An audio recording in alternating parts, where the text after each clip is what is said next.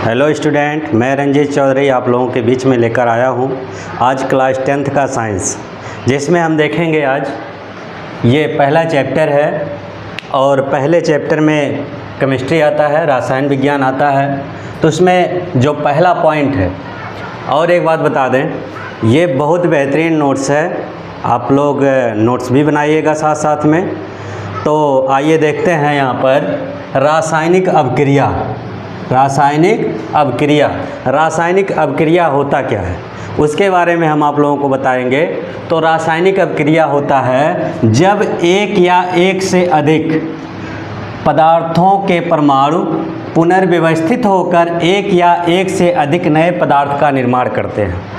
जब एक या एक से अधिक पदार्थों के परमाणु पुनर्व्यवस्थित होकर रीअरेंजमेंट होकर एक या एक से अधिक नए पदार्थों का निर्माण करते हैं, तो वो इस परिघटना को रासायनिक अभिक्रिया कहते हैं। तो इस परिघटना को क्या कहेंगे? रासायनिक अभिक्रिया कहेंगे। यहाँ पर देखिए, जैसे मान लीजिए कार्बन परमाणु को हम ले लिए हैं, ये कार्बन और ये ऑक्सीजन, कार्बन परमाणु और ऑक्सीजन परमाणु मिलकर कार्बन डाइऑक्साइड बना रहे हैं। कार्बन और ऑक्सीजन मिलकर कार्बन डाइऑक्साइड बना रहे हैं। तो ये जो पूरी घटना हो रही है, इसी को हम कहेंगे रासायनिक अभिक्रिया। ठीक है। इसके बाद दूसरा पॉइंट हमारा आता है रासायनिक समीकरण। रासायनिक समीकरण होता क्या है? तो यहाँ पर देखिए, रासायनिक समीकरण होता है किसी भी रासायनिक अभिक्रिया को उसमें भाग लेने वाले तत्वों तथा बनने वाले पदार्थों को सूत्र या संकेतों के माध्यम से यदि हम प्रदर्शित करते हैं, तो इसी विधि को रासायनिक समीकरण कहते हैं। जैसे एग्जाम्पल देखिए, यहाँ पर इसका उदाहरण दो रूप में हम लिखे हैं, जैसे शब्दों में निरूपण और प्रतीकों में निरूपण। यहाँ पर देखिए, पहले हम कर दिए जैसे जस्ता और सल्फ्यूरिक अम्ल मिला तो जिंक सल्फेट और हाइड्रोजन बना। तो इसको हम शब्दों में निरूपण किए हैं, तो ये रासायनिक समीकरण नहीं माना जाएगा। अब इसको हम यहाँ पर जिंक को जिंक के प्रतीक द्वारा लिख दिए, सल्फ्यूरिक अम्ल को सल्फ्यूरिक अम्ल के सूत्र द्वारा लिख दिए। अब यही जो सूत्रों या प्रतीकों में इसका निरूपण हो रहा है, यही कहलाएगा रासायनिक समीकरण। तो रासायनिक समीकरण ये होता है। इसी प्रकार आगे अभी हम आप लोगों को बताते हैं। आगे देखिए, अगला पॉइंट हमारा है संतुलित रासायनिक समीकरण। अगला पॉइंट है संतुलित रासायनिक समीकरण। तो यहाँ पर देखिए, रासायनिक समीकरण को संतुलित करना बताया जाएगा। तो इसमें संतुलित रासायनिक समीकरण में वह रासायनिक समीकरण जिनके दोनों पक्षों अभिकारक तथा उत्पाद में प्रत्येक तत्व के परमाणुओं की संख्या बराबर होती है, रासायनिक समीकरण कहलाता है। जैसे यहाँ पर देखिए, ये इतना पॉइंट है अभिकारक, ये क्या है? अभिकारक है। और ये जो है, ये है उत्पाद, ये है उत्पाद। अभिकारक और उत्पाद में दोनों में यदि परमाणुओं की संख्या बराबर है, तो वो रासायनिक समीकरण संतुलित रासायनिक समीकरण होगा। तो यहाँ पर देखिए, ये तो असंतुलित है। अब यहाँ पर यदि हम परमाणु चेक करें, तो मैग्नीशियम सिंगल है और ऑक्सीजन डबल है। यहाँ पर सब सिंगल है, तो इसीलिए ये समीकरण संतुलित नहीं है। यदि हमें इसको संतुलित करना है, तो यहाँ पर हम लिख देंगे 2Mg+O2, और इसका जो उत्पाद बनेगा यहाँ पर बन जाएगा 2MgO। तो अब यहाँ पर देखिए, मैग्नीशियम भी डबल है, ऑक्सीजन भी डबल है। मैग्नीशियम ऑक्सीजन दोनों डबल मात्रा में है, ये मैग्नीशियम ऑक्साइड बन रहा है। तो ये हो गया संतुलित रासायनिक समीकरण। संतुलित रासायनिक समीकरण।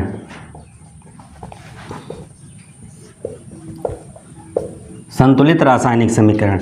आइए देखते हैं रासायनिक समीकरण को संतुलित करने की विधियाँ।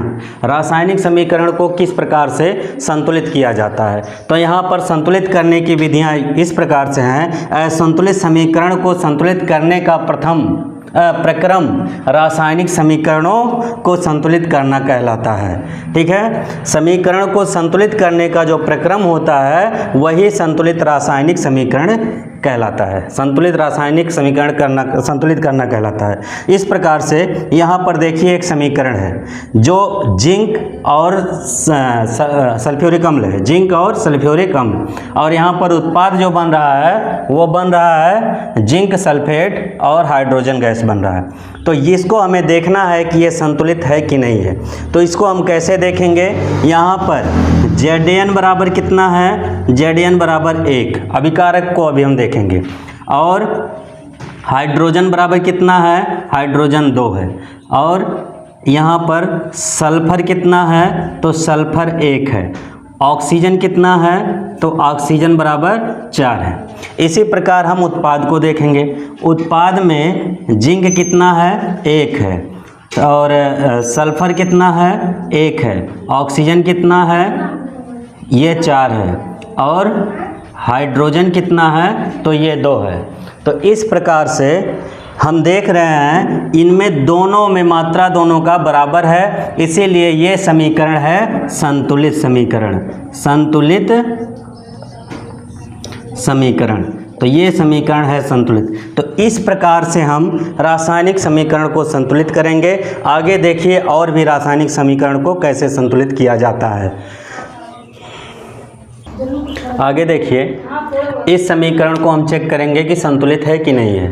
तो इसको संतुलित चेक करने के लिए इतने को हम अभिकारक माने हैं, आगे मानते हुए आए हैं अभिकारक, और इतने को हम उत्पाद मानेंगे, इतने को हम उत्पाद मानेंगे। तो अब यहाँ पर देखिए, यहाँ पर यदि हम Ba की संख्या देखें तो सिंगल है, और Cl की संख्या देखें तो डबल है, हाइड्रोजन की संख्या देखें तो डबल है, सल्फर बराबर सिंगल है, और ऑक्सीजन 4 है। इसी प्रकार हम इधर देखेंगे, इधर भी Ba बराबर सिंगल है, सल्फर सिंगल है, ऑक्सीजन 4 है, और हाइड्रोजन 1 है, और Cl 1 है। अब यहाँ पर देखिए, यदि Ba की तुलना की जाए तो यहाँ पर सिंगल Ba है, इधर भी सिंगल है, और यदि Cl की जाए तो Cl इधर सिंगल है, इधर डबल है, हाइड्रोजन उधर सिंगल है और इधर डबल है, बाकी सल्फर जो है इधर सिंगल है, इधर भी सिंगल, ऑक्सीजन भी 4 है और इधर भी 4 है। तो हमें देखना है, हमें हाइड्रोजन और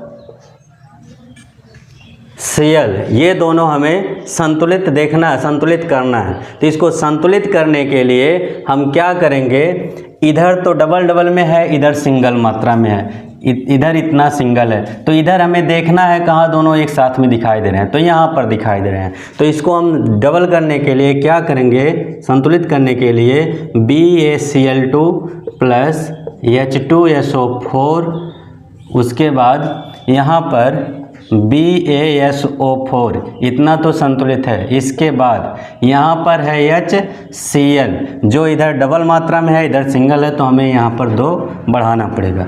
अब हम उधर 2 बढ़ा लिए हैं, अब फिर से हम तुलना करते हैं। यहाँ पर ये single, Cl double, hydrogen double, sulphur single, oxygen 4, यहाँ पर Ba सिंगल, सल्फर सिंगल और ऑक्सीजन 4, हाइड्रोजन 2 और Cl 2। तो दोनों तरफ हमें अब बराबर बराबर अंक मिल गया है, तो इसीलिए अब समीकरण क्या है, संतुलित है। यहाँ पर समीकरण क्या हो गया, संतुलित समीकरण हो गया। और इस समीकरण की बात करें तो ये असंतुलित है, ये असंतुलित है। तो इसको संतुलित करने के लिए हमें क्या करना पड़ा, दोनों पक्षों की तुलना करना पड़ा। और उसमें इसको एक विधि से और कर सकते हो। यहाँ पर देखिए ऐसे लिख दो सूत्र या प्रतीक, उसके बाद अभिकारक, और तीसरे सारणी में रहेगा उत्पाद। ठीक है। अब यहाँ पर देखो सूत्र जो है क्या है, BaCl, और क्या है, हाइड्रोजन है, और क्या है, सल्फर है, ऑक्सीजन है। अब इधर अभिकारक में हम देखेंगे इसकी मात्रा कितनी है, तो इसकी मात्रा सिंगल है, क्लोरीन की मात्रा डबल है, हाइड्रोजन की मात्रा डबल है, सल्फर की मात्रा सिंगल है, ऑक्सीजन 4 है। उत्पाद में हम देखेंगे Ba की मात्रा सिंगल है और Cl की मात्रा, इसको देखेंगे ऊपर वाले को, Cl की मात्रा कितना है, यहाँ पर सिंगल है, और हाइड्रोजन की मात्रा सिंगल है, सल्फर की मात्रा ये भी सिंगल है, और ऑक्सीजन 4 है।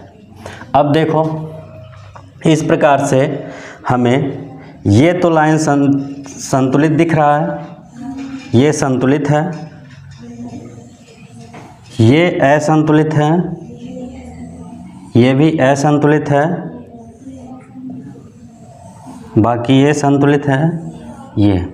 तो ये हमें संतुलित मिल रहा है, ये भी हमें संतुलित मिल रहा है, ये हमें संतुलित मिल रहा है, ये दोनों संतुलित नहीं है, इधर 2 इधर 2। तो हमें यहाँ पर 2 बढ़ाना है और यहाँ पर भी 2 बढ़ाना है। तो जब 2 2 बढ़ जाएगा, इसके लिए हमें यहाँ पर 2 बढ़ाना पड़ेगा, जिससे समीकरण संतुलित हो जाएगा।